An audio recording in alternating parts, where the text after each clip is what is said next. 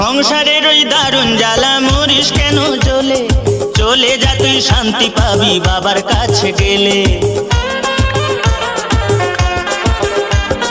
সংসারের ওই দারুণ জ্বালা মরিস কেন জ্বলে, চলে যা তুই শান্তি পাবি বাবার কাছে গেলে। একদেশ্বরে চলে যাবি রে, সেখানে ঢালতে হবে শুশুনিয়ার জল। একদেশ্বরে চলে যাবি রে, সেখানে ঢালতে হবে শুশুনিয়ার জল।